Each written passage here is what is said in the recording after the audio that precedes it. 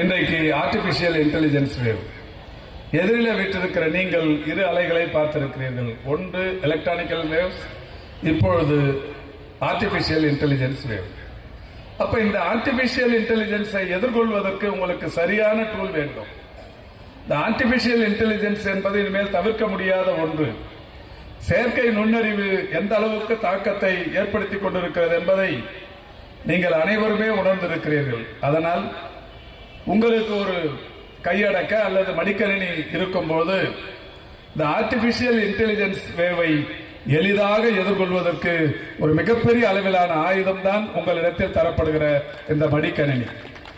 இதை உணர்ந்துதான் நம்முடைய தமிழ்நாட்டின் மாண்புமிகு முதல்வர் அவர்கள் யாரிடத்தில் இது தந்தால் பொருத்தமாக இருக்கும், இந்த ஆர்டிபிஷியல் இன்டெலிஜென்ஸ் வேவை எதிர்கொள்வதற்குரிய தகுதி, திறமை, திராணி எல்லாமே ஒருங்கமைய பெற்றவர்கள் கல்லூரிகளில் 2 மற்றும் 3ஆம் ஆண்டு பயில்கிற மாணவ மாணவியர்.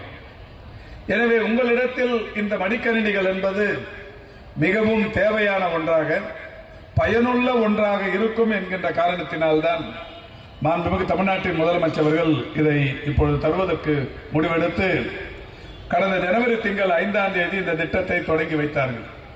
இந்த 10 லட்சம் மடிக்கணினிகளுக்கான திட்ட மதிப்பீடு 2172 கோடி ரூபாய்.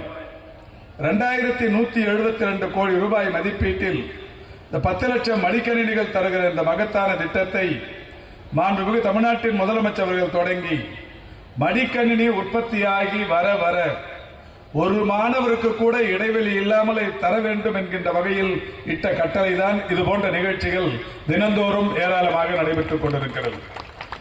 எனவே அந்த வகையில் இன்றைக்கு உங்களுக்கு இந்த மடிக்கணினிகள் தருவதில் நாங்கள் மகிழ்ச்சி அடைகிறோம். இன்றைக்கு உயர்கல்வியின் சேர்க்கை உங்களுக்கு எல்லாம் நன்றாக தெரியும். இந்தியாவின் உயர்கல்வி சேர்க்கை எத்தனை சதவிகிதம்? 28.4% உயர்கல்வி சேர்க்கை. தமிழ்நாட்டின் உயர்கல்வி சேர்க்கை எத்தனை சதவிகிதம்? 47%. இந்திய அளவிலான உயர்கல்வி சேர்க்கையின் சதவிகிதம் 28.4. தமிழ்நாட்டின் உயர்கல்வியின் சேர்க்கை 47. இந்தியாவில் 36 மாநிலங்கள் இருக்கிறது. 36 மாநிலங்களில் உயர்கல்வி சேர்க்கையில் தமிழ்நாடு முதலிடத்தில் இருக்கிறது 47%.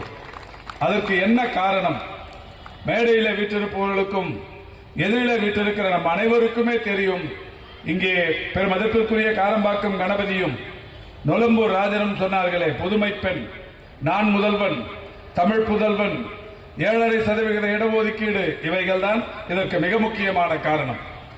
கல்வி ஆராய்ச்சியாளர்கள் மிக தெளிவாக சொல்வது, அரசு பள்ளிகளில் 6 முதல் 12 வரை படித்த மாணவிகளுக்கு, BA, BCom, BSc போன்ற இளங்கலை வகுப்புகளை படித்தவர்களுக்கு மாதந்தோறும் 1000 ரூபாய் என்று 36,000 ரூபாய், பொறியியல் வகுப்புகளில் படிப்பவர்களுக்கு 48,000 ரூபாய், மருத்துவக் கல்வி பயில்பவர்களுக்கு 60,000 ரூபாய், டிப்ளமா பயில்பவர்களுக்கு 24,000 ரூபாய், இப்படி மாதந்தோறும் 1000 ரூபாய் தந்து உயர்கல்வியை ஊக்கப்படுத்திக் கொண்டிருக்கின்ற காரணம். மகளிருக்கு மட்டுமே தொடங்கிய அந்த திட்டம் என்பது இன்றைக்கு மாணவர்களுக்கும் தொடங்கப்பட்டு அதற்கு தமிழ் புதல்வன் என்று பெயர் சூட்டப்பட்டு அந்த தமிழ் புதல்வன் திட்டமும் இன்றைக்கு அதே மாதிரியான மாதந்தோறும் 1000 ரூபாய் திட்டத்தோடு செயல்பட்டுக் கொண்டிருக்கிறது.